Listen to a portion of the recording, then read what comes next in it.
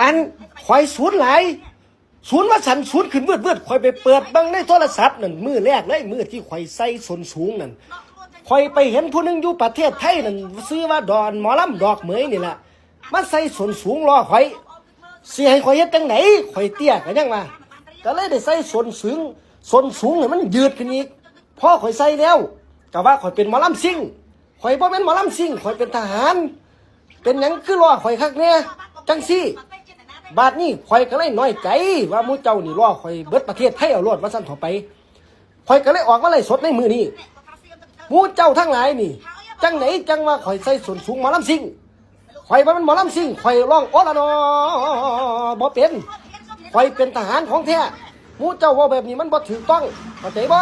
นี่ข่อยเบิ่งในโทรศัพท์นี่ข่อยศูนย์เบืดว่าซั่นข่อยเว้ากับผัวข่อยว่าเอ้าเป็นหยังคนไทยคือมารอข่อยจังซี่หรือว่าข่อยใส่มันสูงหรือมันเป็นจังไหนข่อยก็เลยออกมาชี้แจงในมื้อนี้ให้หมู่เจ้าได้รับทราบพร้อมกันแล้วอีกอย่างนึงที่ข่อยใส่ส้นสูงย้อนว่าข่อยเตี้ยข่อยก็เลยใส่ส้นสูงให้มันยืดขึ้นให้มันสูงกว่าหมู่เขาข่อยบ่แม่นหมอลำซิ่งก็ยังว่าข่อยบ่แม่นหมอลำซิ่งข่อยลำบ่เป็นดอกไม้แผ่นผ้าเด้อผ้าหมู่เฮ็ดนั่นล้อข่อยเบิดประเทศเอาโลดเฮ้ยข่อยเดี๋ยวจะมันสูญหลายข่อยก็เลยจักสิว่าจังได๋ว่าซั่นข่อยก็สั่นวืดขึ้นเขาข่อยก็กินบ่ลงข่อยเบิดคำสิเว้าหลายว่าซั่นข่อยก็เลยออกมาเลยสบทั้งไล่ทั้งสั่นหมู่เจ้าล้อข่อยว่าข่อยใส่ส้นสูงหมอลำซิ่งข่อยสูญหลายใจข่อยนี่มันสุดๆแล้ว